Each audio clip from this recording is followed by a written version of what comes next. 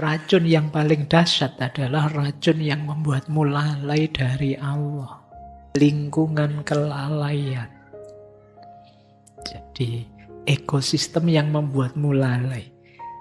Berarti toksik itu kan meracunimu. Orang yang membujukmu, mengajakmu menjauh dari Allah, melupakan Allah.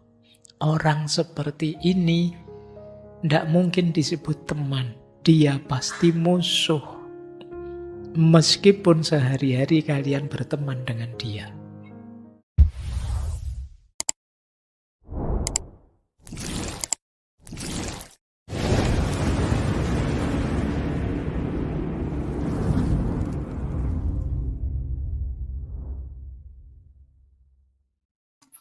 Assalamualaikum warahmatullahi wabarakatuh.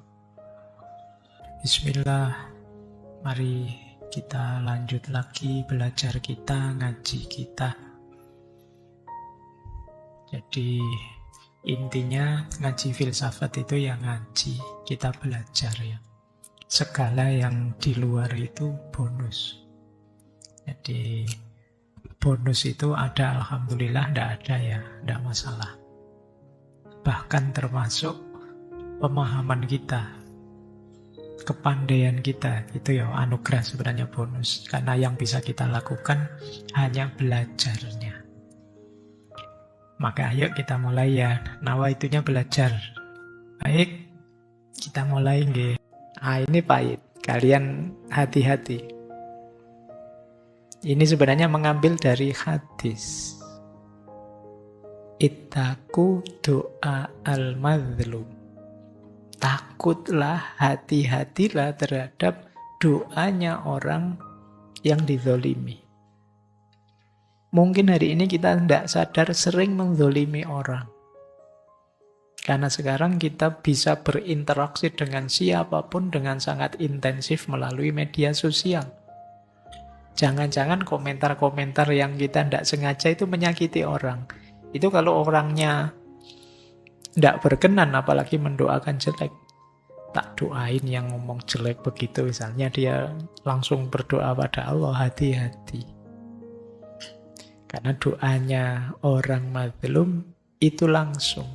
Nanti di syarahnya bahkan ada penjelasan termasuk doanya orang kafir.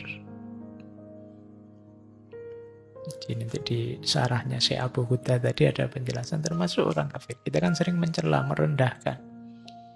Jangan lupa mereka juga makhluknya Allah. Hati-hati dengan keluhannya, ratapannya, rintihannya orang yang dizolimi. Allah itu sangat berpihak pada mustad'afun. Orang-orang yang dilemahkan, dizolimi. Ada cerita Nabi Musa itu berkali-kali dicurangi, berkali-kali dibohongi oleh Bani Israel. Tapi kenapa Nabi Musa disuruh menemani terus Bani Israel? Dan beberapa kali ditolong karena mereka dalam posisi sedang lemah. Saat itu mereka inferior, sedang dizolimi. Dan dibela oleh Allah dengan pendampingan dua nabi, bahkan Nabi Musa dan Nabi Harun. Maka hati-hati dengan doanya orang yang dizolimi. Hati-hati benar kalau mau ngeritik orang, menyalahkan orang. Komentar yang di luar batas dan lain sebagainya ya. Khawatirnya orang-orang ini diam-diam mendoakanmu. Meskipun untuk konteks kalian sendiri jangan dipakai senjata ya. Kamu mendolimiku, hati-hati, tak doain gitu. Ya dosamu berbalik, kamu jadi ngancam orang. Terus orangnya gini, kamu ngancam aku juga tersakiti nih. Ayo pertandingan doa sekarang gitu. Baik, ini untuk kita ya, kamu sering sekali ini pakai untuk orang lain. Baik, hati-hati tetap. Mungkin kita tidak sengaja. Mungkin kita tidak bermaksud begitu, tapi ketika menyakiti orang, menyusahkan orang, orang itu berposisi mazlum. Dan dia doanya langsung pada Allah. Baik, lanjut. Pikirkan baik-baik urusanmu dan bangunlah dari tidurmu. Karena kamu akan diminta pertanggungjawaban atas umurmu. Ini kalau diringkes pakai bahasamu hari ini, jangan rebahan saja. Yo, pulang-pulang dari kampus langsung geledak. Wah, mulai asar sampai isya sudah. Baik, hati-hati. Setiap detik umur kita akan diminta pertanggungjawabannya. Maka bangun dari tidurmu. Sadari tugasmu apa. Itu makanya pikirkan baik-baik urusanmu. Jadi di antara jalan kita untuk dekat pada Allah adalah kita jalankan amanat Allah dalam hidup kita sesuai posisi kita sebaik-baiknya. Jadi ada pandangan untuk dekat pada Allah itu bisa jalan. Kalau ini dari Syekh Ibnu Athaillah As-Sakandari, bisa lewat jalan tajrid, bisa lewat jalan asbab. Jadi dua-duanya memang ketetapannya Allah. Ada orang yang seperti para sufi ditakdir Allah untuk mempersembahkan hidupnya sepenuhnya untuk Allah lewat jalan spiritual. Ada yang seperti kita yang masih punya amanat ini, amanat itu, tugas ini, tugas itu dalam hidup. Dan dua-duanya adalah jalur untuk dekat pada Allah. Misalnya teman-teman jadi mahasiswa, jadilah mahasiswa yang baik dengan nawaitu lillahi ta'ala. Menjalankan amanatnya Allah untuk belajar jadi manusia baik yang berguna, itu jalan kita untuk dekat pada Allah. Mungkin ada yang jadi petani, lakukan pertanian sebaik-baiknya, semaksimal yang kita mampu, nawaitunya juga memenuhi amanat tanggung jawab dari Allah. Maka pertanian jadi jalan spiritual. Kemahasiswaan bisa jadi jalan spiritual. Kemarin kita pakai istilah transendensi.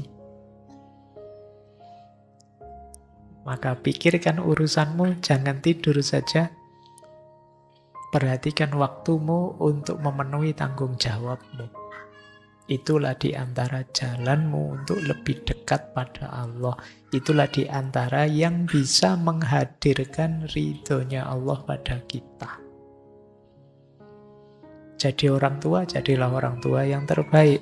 Jadi anak, jadilah anak yang terbaik. Jadi saudara, jadilah saudara yang terbaik. Itulah bagian dari jalan spiritual kita. Ini makna dari nasihatnya Syekh Haris Al-Muhasibi ini. Jadi perjalanan menuju Allah ya jangan dibayangkan hanya di masjid, kemudian wiritan, kemudian enggak hanya itu. Bahkan ada zaman Nabi sahabat yang ditegur. Jadi satu ketika Rasulullah melihat ada sahabat, ada yang perempuan itu yang istrinya di rumah itu kok kacau, awut-awutan, tidak pernah dandan. Waktu ditanya, kenapa engkau kok sekacau itu, seruwet itu? Kata dia, ngapain Rasulullah, saya bersih-bersih diri, dandan-dandan, wong suami saya di masjid, terus wiritan, terus. Terus Rasulullah tanya, lah kamu sehari-hari penghidupanmu dari mana? Oh ada kakak kami, saudara kami yang menanggung kebutuhan dia tiap hari ya gitu di masjid terus. Terus komentarnya Rasulullah apa? Kakakmu lebih baik daripada saudaramu. Jadi padahal yang kakaknya mungkin tidak serius itu ibadahnya, tidak setekun itu. Tapi oleh Rasulullah lebih baik. Kenapa? Memenuhi tanggung jawab sesuai amanat hidupnya. Nah, sementara sahabat yang di masjid terus tadi lupa dia punya istri, punya keluarga yang harus dihidupi. Baik, kita lanjutkan.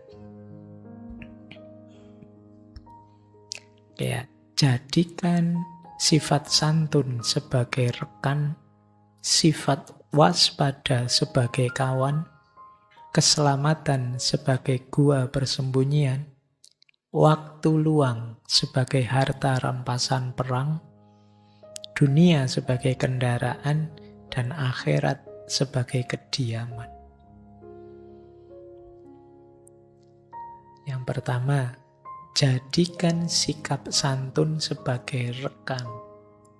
Maksudnya, ayo kita jadi orang yang murah hati, kita jadi orang yang santun, menghargai orang lain, memuliakan orang lain. Maka kehidupan kita akan lebih nyaman. Ini pesan pertama. Hidup secara etis. Kuncinya kebahagiaan di dunia. Yang kedua, sikap waspada sebagai kawan. Sikap waspada sebagai kawan itu maksudnya ayo hati-hati. Jangan sembrono. Segala sesuatu diperhitungkan. Biar kita tidak terjebak, tertipu, terpeleset.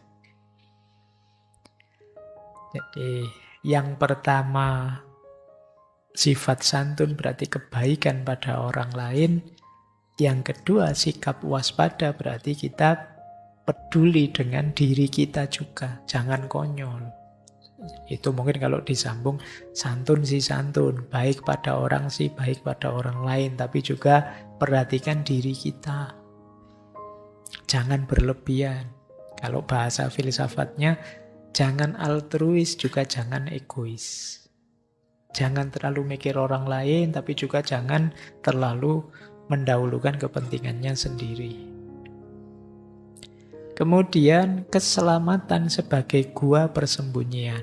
Ini semacam kelanjutannya. Intinya apa? Nyari selamat saja. Ayo mencari yang nyaman, yang selamat. Menggunakan uang, memakai harta, dan lain sebagainya. Rumusnya yang penting selamat. Jadi persembunyian. Kemudian waktu luang sebagai harta rampasan perang. Waktu luang sebagai harta rampasan perang itu jangan sia-siakan waktu. Rampasan perang itu kan kita dapat dari zaman suku-suku. Itu yang kehidupannya dari ghanimah namanya rampasan perang. Ya. Suku itu dapat penghasilan dengan cara menaklukkan suku yang lain. Dari situ dapat rampasan perang. Terus rampasan perang ini dibagi-bagi.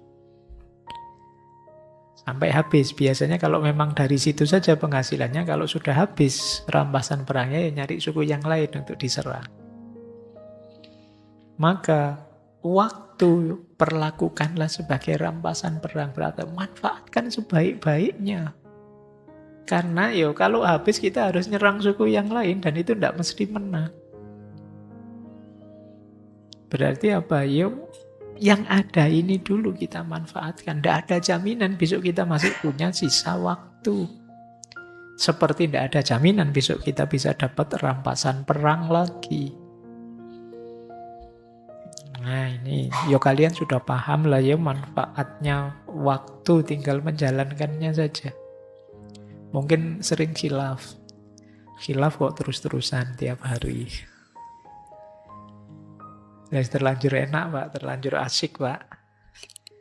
Baik. Terus dunia sebagai kendaraan.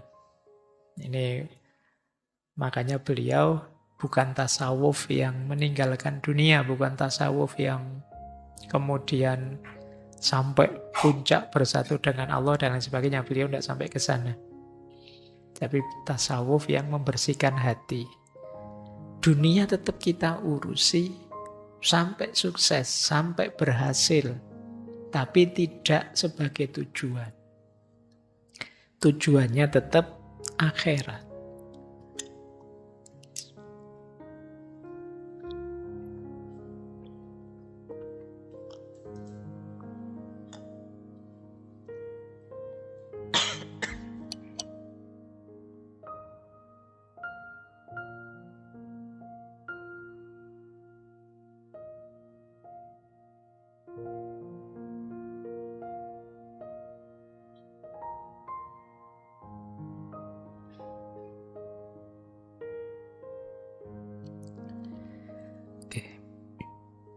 Kita lanjutkan.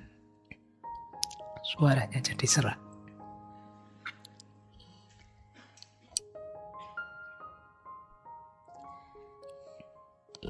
Baik. Yang terakhir, akhirat sebagai kediaman. Kediaman itu rumah. Jadi akhirat adalah tempat kita kembali. Suaranya terdengar enggak di luar?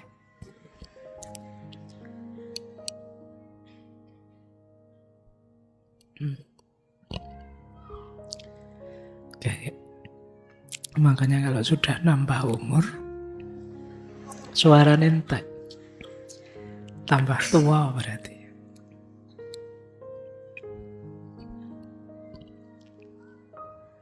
Oke, kita lanjutkan. Akhirat sebagai kediaman berarti akhirat itu rumah kita yang nanti kita pulang ke sana. Jangan terlalu asik di dunia. Kita nanti kembali ke akhirat semuanya. Mari kita cari bekal, cari oleh-oleh sebanyak mungkin untuk nanti kembali ke akhirat. Yuk, kita lanjutkan. Mendengarkan suara saja mau ikut batuk ya sampean. Nih, kita lanjutkan. Terus, ini yang harus kita waspadai dalam hidup. Waspadai yang pertama, lingkungan yang melalaikan. Yang kedua, tipu daya musuh.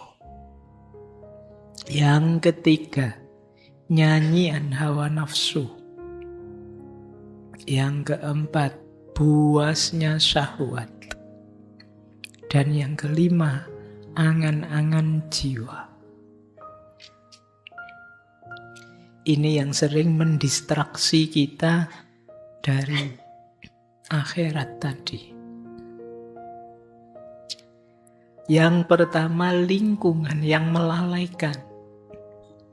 Ekosistem yang membuat kita lalai, lupa pada Allah. Pak, kos saya itu asik sekarang, Pak. Pagi, siang, malam, kamar sebelah itu karaokean terus. Saya wis gabung sewaktu-waktu, jadi wis kadang sampai lupa sholat, kadang sampai. Ini berarti lingkungan yang melalaikan. Cari lingkungan yang mendukung. Karena kalau ada lingkunganmu, kalau terpaksa di lingkungan yang melalaikan, waspada terus. Jangan sampai kalian ikut lalai. Seperti dulu kata Ronggo Warsito, di zaman Edan ketika semua orang Edan, satu-satunya yang waras akan dianggap Edan. Biasanya kalian tidak betah dianggap edan, terus kalian ikut gaya seperti yang lain. Sehingga kalian dianggap waras, padahal saat itu kalian berubah jadi edan. Hati-hati dengan circle, pertemanan. Kalau lingkunganmu toksik, ini kan bahasa kalian, bahasa psikologinya, circlemu toksik. Bahasa tasawufnya lingkungan kelalaian. Jadi ekosistem yang membuatmu lalai. Berarti toksik itu kan meracunimu. Racun yang paling dahsyat adalah racun yang membuatmu lalai dari Allah. Jadi kalau kalian diminta mendefinisikan toxic circle secara sufistik, itu adalah lingkungan yang membuatmu lalai. Circle yang membuatmu lalai dari Allah. Yang kedua, tipu daya. Orang yang membujukmu, mengajakmu menjauh dari Allah, melupakan Allah. Orang seperti ini tidak mungkin disebut teman. Dia pasti musuh. Meskipun sehari-hari kalian berteman dengan dia. Kalau punya teman kok ngajaknya negatif terus. Bujuknya ke arah yang negatif terus, menjauh dari Allah terus. Berarti dia bukan teman. Sebenarnya dia musuhmu. Pak, berarti harus putus sahabat ini, Pak. Ya, waspada saja. Jadi, kalian adalah pribadi yang mandiri. Tetap berteman oke, tapi kalau yang urusan tipu dayanya saya tidak akan ikut. Kalau bisa begini kalian kuat. Kalau tidak bisa, minggir saja. Memang solusinya itu. Kemudian, kalau dua yang pertama dari luar, ini yang lebih berat dari dalam. Godaan nafsu. Perut ke bawah. Ini kita harus hati-hati. Ya kalian ngalamilah itulah. Godaan nafsu itu. Meskipun belum nikah, kadang-kadang ya pelampiasannya di HP-mu semua ada. Hati-hati. Godaannya nafsu itu kadang samar sekali. Kamu bisa berdalih macam-macam untuk membenarkan yang kamu lakukan, tapi hatimu tidak bisa. Kamu bohongi bahwa itu sesuatu yang dosa, yang tidak boleh. Kemudian, buasnya syahwat. Syahwat ini nafsu kebinatangan, sabu'iyah. Ingin sukses, ingin menang atas yang lain, ingin unggul atas yang lain. Itu kadang-kadang membuat kita lupa diri. Terserah harus melakukan apa, yang penting aku menang, dia kalah. Itu buasnya syahwat. Terserahlah apa yang harus kita jalani, yang penting kaya, buasnya syahwat. Kemudian angan-angan jiwa. Angan-angan jiwa itu khayalan-khayalan.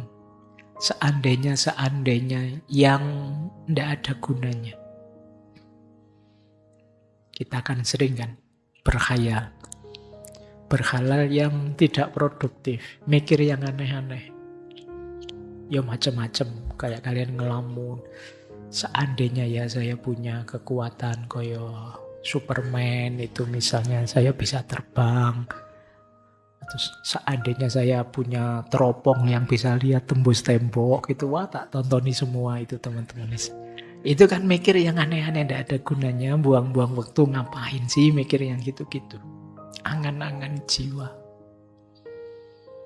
Wah, orang-orang kok uangnya banyak ya, bolak-balik bisa umroh, seandainya saya tinggal memejamkan mata sampai Mekah, itu senang sekali. Kita mikir angan-angan yang tidak penting. Ayolah, yang produktif. Boleh berimajinasi, tapi yang produktif. Gimana caranya HP ini bisa di depan saya tanpa harus saya pegang. Nah, terus kamu mikir, oh nanti mungkin ada alatnya, ada apanya kan, alat banyak macam-macam itu. Itu kan imajinasi yang produktif. Tidak sekedar berkhayal yang tidak ada gunanya. Hati-hati dengan angan-angan jiwa. Apalagi keinginan-keinginan yang negatif. Baik, kita lanjutkan. Ketahuilah bahwa kebenaran akan didukung oleh penerimaan jiwa terhadapnya.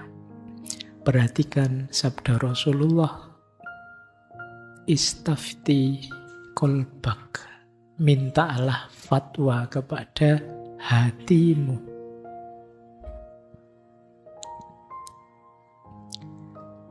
Jadi di antara jalanmu untuk sampai pada kebenaran adalah kejernihan hatimu. Kalau hatimu sudah jernih, dialah yang bisa memfatwakan kebenaran. Maka tanyakan hatimu. Kadang-kadang engkau bingung, saya harus ini benar atau salah sih, hatimu lebih tahu. Makanya di hadis yang lain ada sabdanya Rasulullah, al-ismu itu mahaka fi sodrika wa karihta ayatoli'a alaihin nas. Dosa itu apa yang membuat, yang tidak engkau sukai, haka fisodrika itu yang membuat hatimu bergetar, hatimu bingung, wakarihta, dan engkau tidak suka kalau orang lain tahu. Jadi misalnya kalian tidak banyak, Pak, saya itu tidak banyak baca kitab kuning, jarang ngaji, Pak. Gimana saya bisa tahu ini dosa apa tidak? Biasanya kalau itu berdosa, kamu ragu-ragu, bingung, hatimu seakan-akan tidak menerima, dan kamu tidak suka orang lain tahu. Jadi apa yang kamu sembunyikan, orang lain tidak tahu, dan kamu tidak senang kalau orang tahu, dan tentang hal itu kamu ragu-ragu juga. Hatimu, nek basa Jawa ini mamang, ragu-ragu, kemungkinan itu dosa. Nonton gambar seperti ini boleh ndak ya, Pak? Gitu. Saya coba kalau orang tuamu tahu kamu nonton gambar kayak gini, nyaman ndak? Ya ndak nyaman, Pak. Oh ya sudah. Kamu lagi asik nonton TV, tiba-tiba ada adegan begitu. Terus pas ada orang tuamu, pas nonton bareng itu, biasanya kan terus jadi salah tingkah semua kan. Jadi sama ndak enaknya itu kenapa? Hatimu ndak enak. Mungkin orang tuamu juga ndak enak. Tiba-tiba muncul adegan kayak gitu, terus jadi diam semua. Ya, jadi dosa itu begitu. Kamu ndak senang, ndak nyaman kalau ada orang lain tahu bahwa kamu melakukan itu. Itu dosa. Biasanya. Maka cara paling ampuh mendeteksi ini beres atau tidak, benar atau tidak, di hadis ini istafti qalbaka, coba minta fatwa hatimu. Tapi syaratnya hatimu harus bersih dulu, jernih dulu. Kalau hatimu sudah gelap, yo melakukan yang jelek-jelek, alah Pak saya asik-asik aja Pak gini, nah ya wis. Ya memang yang bermasalah hatinya. Jadi yo ndak sembarangan istafti qalbaka. Karena hati itu, kalau dalam tasawuf kan ada 3 kategori. Ada namanya kolbun salim, ada kolbun marid, fi qulubihim maradun fazadahumullahu marada. Ada yang ketiga, ada kolbun mayyit, hati yang sudah mati. Hati yang sudah mati, ya dia tidak kaget melakukan dosa, malah seneng. Menyakiti orang lain bangga. Itu hatimu jangan-jangan sudah mati. Alhamdulillah Pak, saya bikin hoax, sukses Pak. Semua orang bisa saya bohongi. Lu kamu dosa kok bangga, itu gimana? Jangan-jangan hatimu sudah mati. Dan tentu saja hati yang mati lebih berat lagi cara menghidupkannya. Kalau hati yang sakit, kolbun marid, hati yang kelelahan itu mungkin lebih ringan. Tapi begitu kolbun mayit, hatimu sudah mati, ya membangkitkannya lagi jauh lebih panjang dan berat. Oke, saya tambahin lagi. Ini sebenarnya belum ada separuhnya. Cuma ya enggak apa-apa, ya memang saya bilang ini trailer saja kok. Silahkan dilanjutkan sendiri nanti ngajinya, atau kapan-kapan kalau ada waktu kita kaji. Tentu saja di sesi yang berbeda. Ikatlah anggota tubuhmu dengan tali kendali ilmu. Gembalakanlah ambisimu dengan mengetahui betapa dekatnya Allah denganmu. Berdirilah di hadapannya layaknya seorang hamba yang memohon pertolongan. Niscaya dia engkau dapati penuh kasih dan sayang. Tadi kan yang tidak boleh, yang harus kita waspadai. Gimana Pak cara mengendalikannya? Kalau itu anggota tubuhmu, itu kan biasanya yang didorong oleh nafsu tadi, mengendalikan tangan, kaki, mata, telinga, ikatlah dengan ilmu. Semua yang dosa, yang maksiat, yang buruk, yang kamu lakukan, itu kalau ilmumu dalam dan luas, pasti kamu enggan melakukannya. Tentang kebohongan misalnya, kalau kamu ngerti benar efeknya kebohongan, kamu tidak akan melakukannya. Jadi tali paling kuat mengikat dirimu itu ilmu. Makanya jangan berhenti belajar. Semakin luas ilmumu, semakin baik perilakumu. Maka tali kendali anggota tubuhmu itu ilmu. Gembalakan ambisimu dengan mengetahui betapa dekatnya Allah denganmu. Kalau sudah ilmumu luas, sadarilah bahwa Allah itu dekat dengan kita. Selalu ngawasi kita. Ini kalau dalam tasawuf, kesadaran ini namanya muraqabah. Jadi kesadaran bahwa Allah selalu dekat dan mengawasi saya. Latih ini terus ya teman-teman. Di semua momen sadari, ini Allah lihat saya loh. Ini Allah ngawasi saya loh. Ini Allah. Itu akan lebih banyak ngontrol kita. Pak, saya sadar begitu sih Pak. Tapi biasanya saya nekat saja karena saya tahu Allah kan nanti tidak rame, tidak cerewet kayak netizen. Misalnya KN misalnya. Ya berarti ada yang salah dengan caramu menghayati hadirnya Allah. Harusnya orang di makom muraqabah ini sadar diawasi Allah terus, itu punya satu sifat. Namanya haya atau malu. Jadi kalau mau melakukan dosa, maksiat, kesalahan, dia malu saya dilihat Allah. Wong Allah itu ngelihat. Mau buka situs yang aneh-aneh, Allah lihat, tidak enak saya. Oh, itu namanya makom haya kalau dalam tasawuf. Ini orang yang sukses muraqabah. Ya memang berat, ini makomnya agak tinggi. Saya tahu kalian dan saya kan masih tidak banyak malu. Tidak tahu malu lah kita di banyak hal. Sudah jelas-jelas salah, jelas-jelas dosa, tapi ditabrak saja. Tidak ada malunya. Ini memang ada prosesnya. Di antara prosesnya apa? Berdirilah di hadapannya seperti seorang hamba yang memohon perlindungan.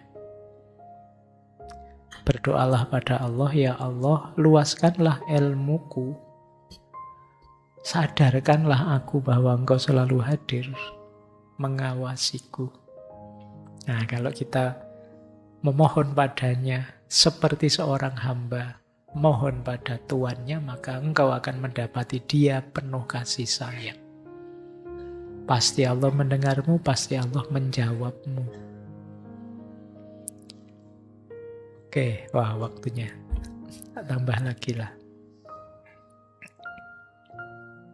Jagalah hati dari buruk sangka dengan cara mengartikan baik segala hal. Buanglah kedengkian dengan cara memendekkan angan-angan. Dan tepislah kesombongan dengan cara merasakan kekuasaannya Allah. Jadi yang pertama, ayo menjaga hati dari buruk sangka. Ini yang berat. Kita itu sering pikiran negatif terus. Melihat apa-apa. Bahkan ada yang sampai buruk sangka pada Allah. Sehingga hidupnya isinya sambat terus. Menganggap hidup ini, wah Allah ini gimana sih ya? Ini kamu sering bilang begitu. Kok banyak bencana ini gimana katanya? Allah itu maha penyayang. Kenapa banyak bencana? Itu pertanyaan-pertanyaan gugatan. Ini suudzon pada Allah, seolah-olah Allah itu tidak sayang lagi sehingga kamu disiksa, tidak penyayang lagi, seolah-olah Allah itu marah padamu, seolah-olah Allah itu. Ini namanya suudzon pada Allah. Pada orang lain juga begitu. Caranya biar tidak suudzon gimana? Ganti perspektif. Dari negatif jadikan positif. Jadi kalau ada orang misalnya ini mesti nanti ujung-ujungnya menyusahkan, ya ganti perspektifmu. Jadi kalau ada kesusahan dimaknai, wah ini mau menguji saya, melatih saya untuk jadi lebih baik. Nah ini kan ganti perspektif. Jadi kalau ada indikasi negatif apapun, kamu lihat sisi positifnya. Tadi misalnya saya ada batuknya, tiba-tiba saya batuk. Itu kan kamu bisa maknai negatif. Wah, Pak Faiz ini penyakitan sekarang. Padahal bisa kamu maknai positif. Wah, alhamdulillah ada jeda sedikit biar saya mikir sejak tadi materi, terus nggak ada jedanya. Ini ada positifnya. Kamu ambil yang positifnya, kamu lebih santai. Kadang-kadang kita selalu ngambil sudut negatifnya. Duduk di depan, ya positifnya enak, kamu lihat saya, kamu bisa lebih fokus. Duduk di belakang, kamu lebih santai, lebih enggak. Jadi masing-masing ada positifnya. Ayo dilihat positifnya. Ini mengurangi suudzon. Yang kedua, buanglah kedengkian dengan cara memendekkan angan-angan. Di antara penyakit yang paling merusak dalam diri kita itu dengki. Dengki itu ingin melihat orang lain hancur. Entah dengan cara apa. Ingin sekali melihat orang lain jatuh. Itu dengki namanya. Orang dengki itu penyakit yang kalau dalam Al-Quran bahkan kita diminta berdoa secara khusus dari orang dengki. Wa min syarri hasidin idza hasad. Kenapa? Orang dengki itu kadang rela kehilangan apa saja asal yang dia benci hancur, yang dia dengki kalah, yang dia dengki rusak.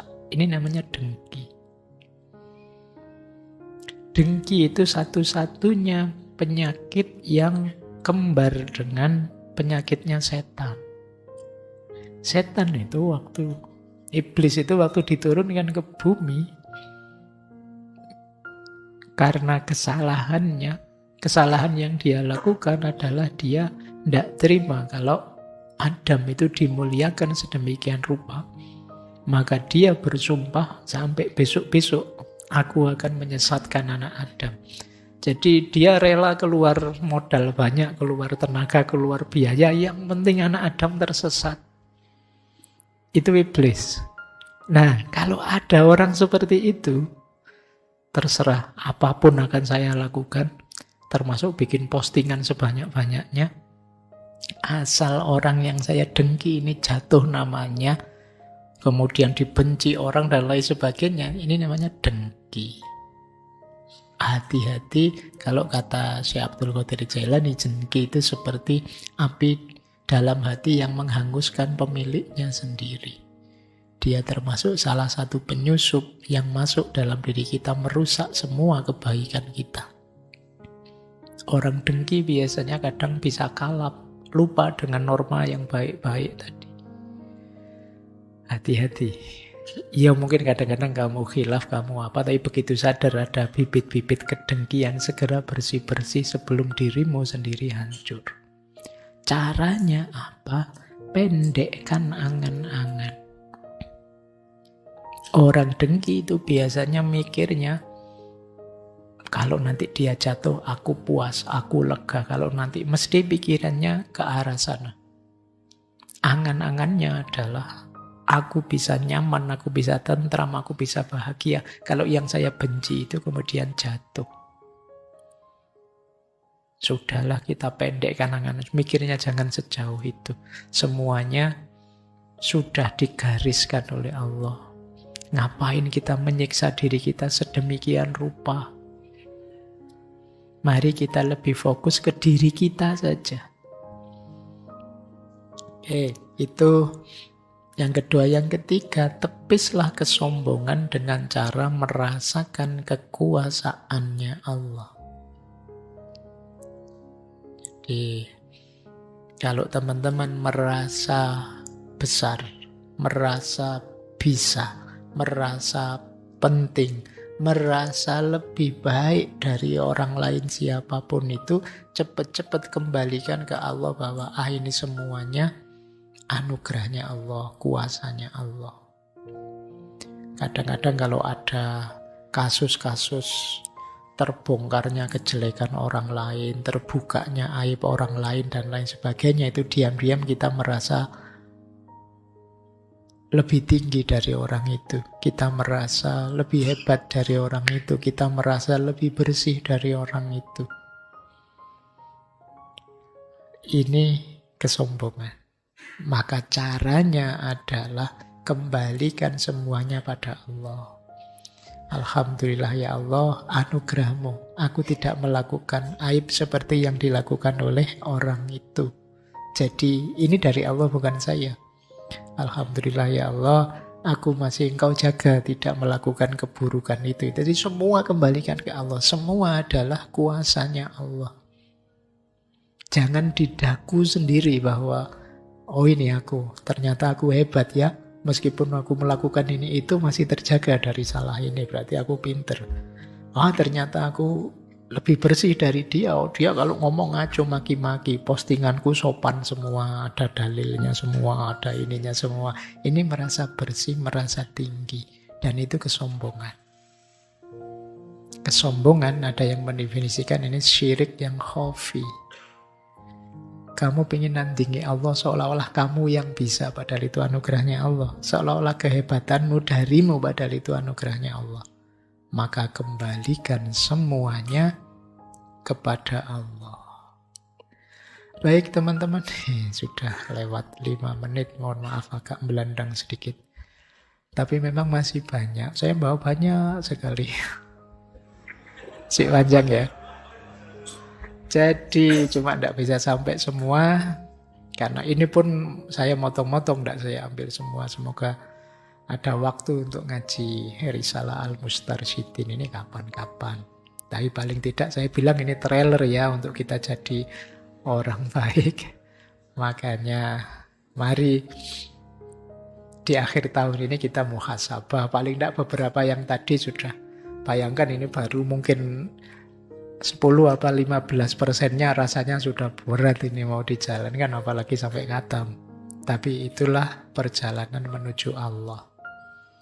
Perlu kesungguhan, perlu keseriusan, karena memang ini perjalanan yang hakiki. Bagian dari hakikat hidup kita yang ilaihi roji'un, yang nantinya kembali pada Allah.